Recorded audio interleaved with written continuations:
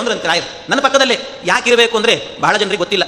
ನಾವು ಪ್ರದಕ್ಷಿಣೆ ಮಾಡುವಾಗ ರಾಯರಲ್ಲಿ ಮಂತ್ರಾಲಯದಲ್ಲಿ ರಾಯರ ಜೊತೆಗೇನೆ ವಾದೀಂದ್ರರಿಗೂ ಮಾಡ್ತೀವಿ. ನಾವು ಯಾಕೆ ಮಾಡ್ತೇವೆ ಅಂದ್ರೆ ರಾಯರು ಹೇಳಿದ್ದಾರಂತೆ, ಯಾರ್ಯಾರು ರಾಯರ ಸೇವೆ ಅಂತ ಮಾಡ್ಲಿಕ್ಕೆ ಹೋಗ್ತಾರೋ ಅವರೆಲ್ಲರ ಸೇವೆಯನ್ನ ಕೌಂಟ್ ಮಾಡ್ಕೊಳ್ಳೋದು, ಎಷ್ಟು ಪ್ರದಕ್ಷಿಣೆ ಮಾಡಿದ್ರು, ಎಷ್ಟು ನಮಸ್ಕಾರ ಹಾಕಿದ್ರು, ಇದನ್ನೆಲ್ಲ ನೋಡ್ಕೊಳ್ಳೋ ವ್ಯವಸ್ಥೆ ವಾದೀಂದ್ರ ತೀರ್ಥರದಂತೆ. ಅದನ್ನು ನೋಡ್ಕೊಳ್ತಾರಂತ ಅವ್ರು, ಯಾವಾಗಲೂ ನೋಡ್ತಿರ್ತಾರೆ. ಯಾರೋ ಒಬ್ರು ಸೇವೆ ಮಾಡಿದ್ರಂತೆ. ಹೀಗೆ ಅವರು ಸೇವೆಯನ್ನು ಮಾಡಿದಾಗ ಅವರು 11 ದಿವಸ ಸೇವೆ ಮಾಡಿದ್ರು. ಅವ್ರು ಏನೋ ಅಂದ್ಕೊಂಡಿದ್ರು ರಾಯರಲ್ಲಿ, ಅಂದ್ಕೊಂಡ್ರೆ ಅದು ಆಗಲೇ ಇಲ್ಲ, ಕೈ ಕೆಲಸವೇ ಕೂಡಲಿಲ್ಲ ಅಂತೆ, ಆಗಲಿಲ್ಲ, ಅಂದ್ಕೊಂಡಿದ್ದಾಗಲಿಲ್ಲ. ಸಿಟ್ಟು ಬಂತು, ಅದಕ್ಕೆ ತಿರುಪತಿಗೆ ಹೋದ್ರಂತೆ.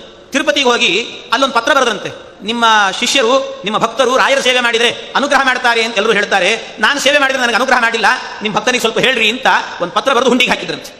ಆವತ್ತಿನ ದಿವಸ ರಾತ್ರಿ ತಿರುಪತಿಯಲ್ಲಿ ಶ್ರೀನಿವಾಸ ದೇವರೇನೆ ಆ ವ್ಯಕ್ತಿಯ ಕನಸಲ್ಲಿ ಬಂದ್ರಂತೆ. ಅವನ ಕನಸಲ್ಲಿ ಬಂದು ಕೇಳಿದ್ರಂತೆ, ಯಾಕೆ ಹೀಗೆ ಮಾಡಿದ್ದೆ? ಅಲ್ಲ, ಮತ್ತೆ ಸೇವೆ ಮಾಡಿದ್ರೆ ನನಗೆ ವರವೇ ಕೊಟ್ಟಿಲ್ಲ ರಾಯರು. ರಾಯರನ್ನೇ ಕರೆಸಿದ್ರಂತೆ, ಕನಸಲ್ಲೇ ರಾಯರು ಕರೆಸಿದ್ರಂತೆ ಶ್ರೀನಿವಾಸ ದೇವರು, ಬನ್ನಿ ರಾಯರೇ ಅಂತ.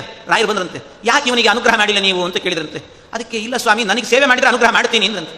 ಸೇವೆ ಮಾಡಿದ್ದಾನಲ್ಲ, ಅದಕ್ಕೆ ಇಲ್ಲ ಸ್ವಾಮಿ, ಸೇವೆ ಮಾಡಿದ್ರೆ ಲಿಸ್ಟಲ್ಲಿ ಬರೆದುಕೊಂಡಿರ್ತಾರೆ ವಾದೀಂದ್ರ ತೀರ್ಥರು, ಅವ್ರನ್ನ ಕರೀಬೇಕಾದ್ರೆ ವಾದೀಂದ್ರ ತೀರ್ಥರು ಬಂದ್ರಂತೆ. ವಾದೀಂದ್ರ ತೀರ್ಥರನ್ನು ಕೇಳಿದ್ರಂತೆ, ನೋಡಿ ಏನಾದರೂ ಸೇವೆ ಮಾಡಿದ್ದ, ನೀವು ಹೆಸರಿದೆಯಾ ನೋಡಿ ಅಂದ್ರಂತೆ. ಎಲ್ಲಿ ನೋಡಿದ್ರು ಕೂಡ ಆ ಪುಸ್ತಕದಲ್ಲಿ ಎಲ್ಲೂ ಅವನ ಹೆಸರೇ ಇರಲಿಲ್ಲ ಅಂತ, ಹೆಸರೇ ಇಲ್ಲ. ಅದಕ್ಕೆ ವಾದೀಂದ್ರ ತೀರ್ಥರಿಗೆ ಕೇಳಿದ್ರಂತೆ, ಸೇವೆ ಮಾಡಿದ್ದಾನೋ ಇಲ್ಲೋ? ಮಾಡಿದ್ದಾನೆ, ಹೌದು, ಮತ್ತೆ ಯಾಕೆ ಹೆಸರು ಬರಲಿಲ್ಲ ಅಂದ್ರೆ ಅದಕ್ಕೆ ಹೇಳಿದ್ರಂತೆ, ಎಲ್ಲಾ ಸೇವೆ ಆದ ನಂತರ ವಾದೀಂದ್ರ ತೀರ್ಥರಿಗೆ ಒಪ್ಪಿಸಿ ಹೋಗ್ಬೇಕಂತೆ, ಆ ಕೆಲಸ ಅವನು ಮಾಡಿಲ್ಲ ಅಂದ್ರಂತೆ.